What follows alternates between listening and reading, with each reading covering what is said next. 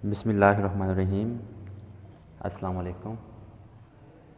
इस वीडियो में हम लिंक लिस्ट इम्प्लीमेंटेशन करने वाले हैं, यानी लिंक लिस्ट के जो कंसेप्ट हम सीख चुके हैं उन कंसेप्ट को हम यहाँ पे एक प्रोग्रामिंग लैंग्वेज के थ्रू इम्प्लीमेंट करने वाले हैं।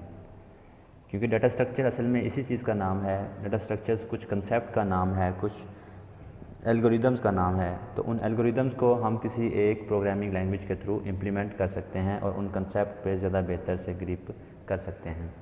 तो हम यहाँ पे जावा प्रोग्रामिंग लैंग्वेज यूज़ कर रहे हैं डाटा स्ट्रक्चर्स के कंसेप्ट्स को इम्प्लीमेंट करने के लिए। तो आज के लेक्चर में हम बिल्कुल बेसिक कंसेप्ट जो है लिंक लिस्ट का उसे डिस्कस करेंगे। हम अपने लेक्चर को शॉर्ट रखेंगे, 4 से 5 मिनट की वीडियो बनाएंगे और इस वीडियो के अंदर हम सिर्फ एक एक कंसेप्ट को डिस्कस करते रहेंगे ताकि हम उन्हें फ़र्दर अच्छे से तैयार करके नेक्स्ट वीडियो पे मूव करें। तो सबसे पहले हम यहाँ पे नेटबीन्स को इंस्टॉल करने के बाद हम अपना नया प्रोजेक्ट बनाना सीखते हैं। तो नया प्रोजेक्ट बनाने के लिए हमें यहाँ पे फ़ाइल पे क्लिक करना है और फाइल पे क्लिक करके हमें इधर से न्यू प्रोजेक्ट को चूज़ करना है।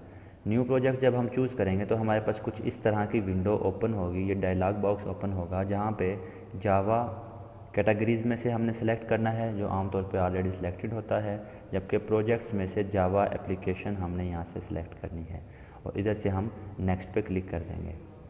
नेक्स्ट पे क्लिक करने के बाद हमें यहाँ पे प्रोजेक्ट नेम पूछा जाएगा और प्रोजेक्ट नेम के अंदर हम यहाँ पे कोई एक सूटेबल नेम लिख देते हैं। तो मैं यहाँ पे लिख रहा हूँ लिंक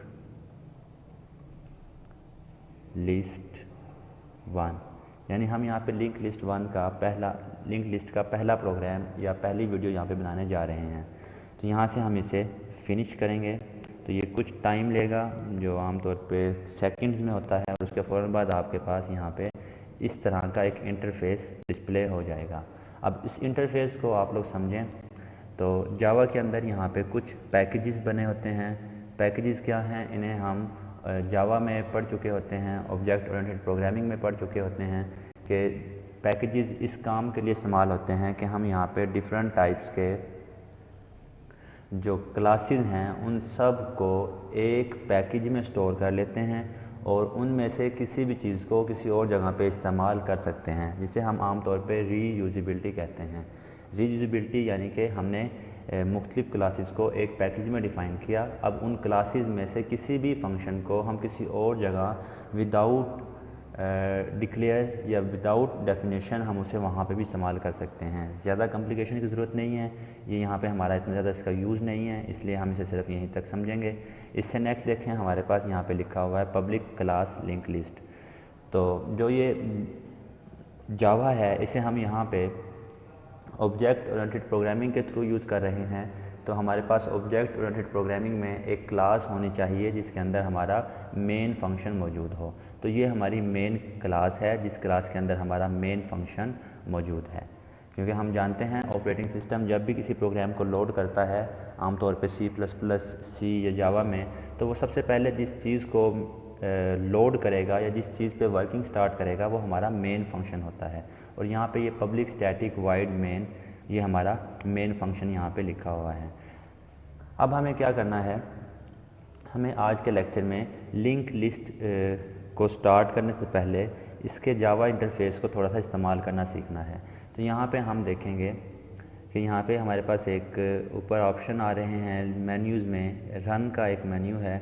अगर हम इस पर क्लिक करें तो नीचे हमारे पास कुछ ऑप्शन आएंगे जहाँ पे हमने रन प्रोजेक्ट लिंक लिस्ट 1, जिसकी शॉर्टकट की F6 है, इसे हम यहाँ पे ओके करेंगे। देखें तो हमारा ये यहाँ पे लास्ट पे लिखा हुआ गया है build successful, total time 1 second, यानी 1 सेकेंड इसने टाइम लिया और हमारा ये जो वीडियो थी, सॉरी ये जो हमारा प्रोग्राम था, इसको इसने कंपाइल कर दिया या इसका बाइट कोड जनरेट कर दिया, या जो भी था, जो जिस तरीके से भी ये काम करता है वो काम ये मुकम्मल कर चुका है। हम कहेंगे हमारा प्रोग्राम यहाँ पे रन हो चुका है।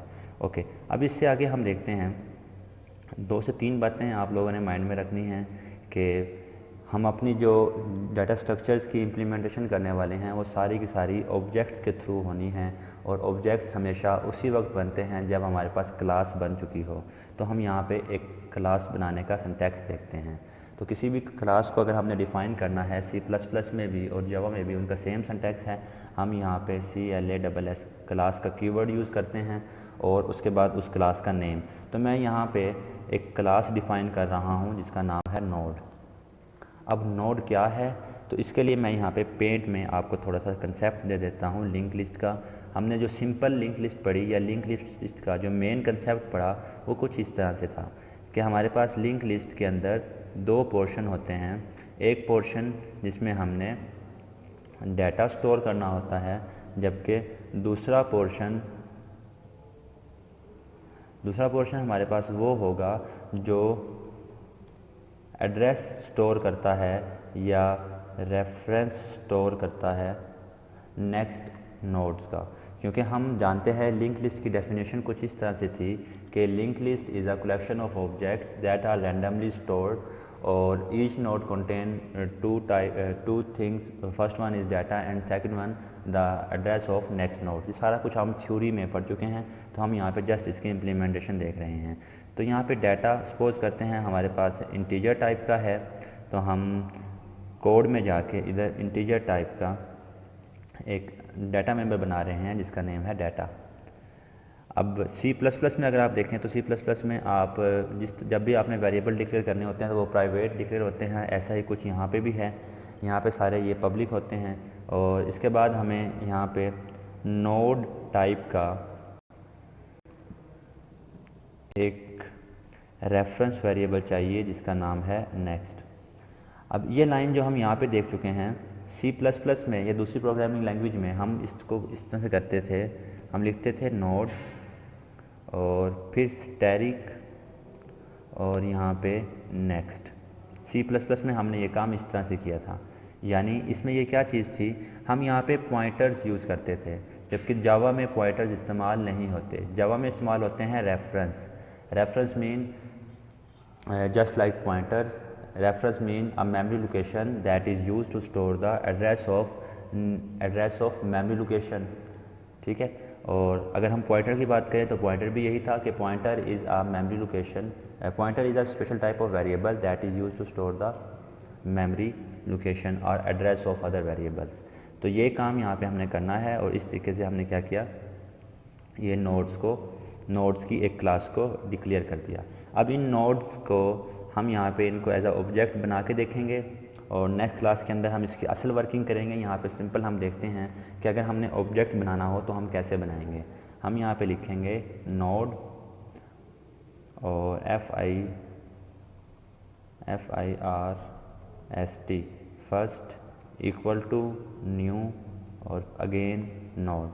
तो ये सिंटैक्स था हमारे पास किसी भी ऑब्जेक्ट को डिक्लेयर करने का। सबसे पहले हमें क्लास नेम लिखना है, फिर हमें ऑब्जेक्ट नेम लिखना है, फिर इक्वल का साइन, न्यू का कीवर्ड और यहाँ पे हमें क्लास का जो कंस्ट्रक्टर था वो कॉल करना होता है। तो ये हमारे पास सिंटैक्स है जावा में किसी भी ऑब्जेक्ट को डिक्लेयर करने का। ओके, अब अगर हम चाहते हैं इसमें डाटा में कुछ स्टोर करना तो हम यहाँ पे लिखेंगे first dot data equal to 10। तो मेमोरी के अंदर जो ये वेरिएबल था उसमें जाके आपके पास 10 स्टोर हो जाएगा। ओके, अगर हम इसे स्क्रीन पे प्रिंट करवाना चाहें तो हम यहाँ पे लिखेंगे system dot out dot print ln और यहाँ पे आके हमें सिर्फ उस वेरिएबल का नेम लिखना है। तो वो वेरिएबल जो हमारा है वो है फर्स्ट डॉट डाटा। तो ज़रा कंपाइल करते हैं और चेक करते हैं तो देखें हमारे पास यहाँ पे आउटपुट में 10 लिखा हुआ आ गया। इससे नेक्स्ट लेक्चर में हम इस पे कुछ और बात करेंगे। तब तक के लिए अल्लाह हाफिज़।